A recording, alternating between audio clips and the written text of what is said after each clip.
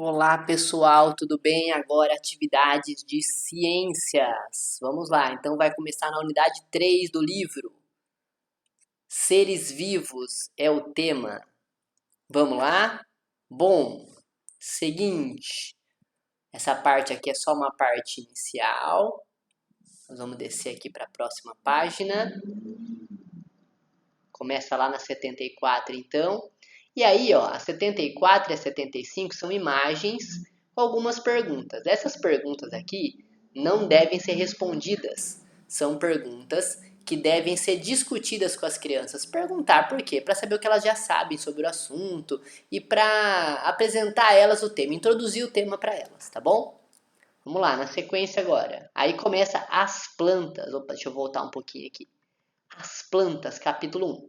Tem um texto aqui, tem uma brincadeira de ligar os números na sequência, né, que vai formar um desenho aqui.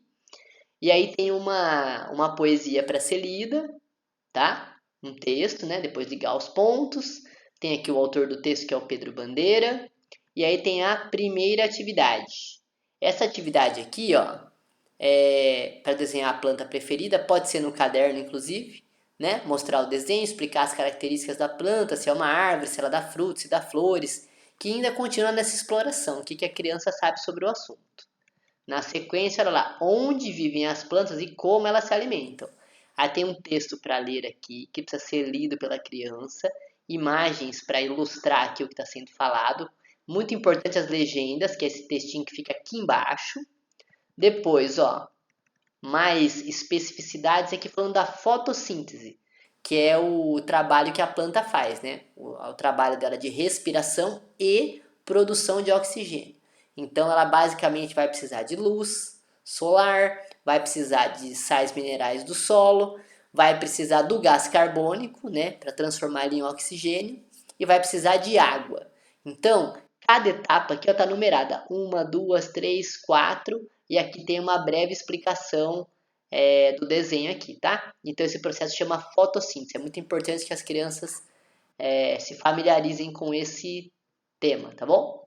E aí aqui, ó, temos as atividades que são referentes aos textos. Então as respostas daqui sempre serão encontradas nas atividades anteriores, tá?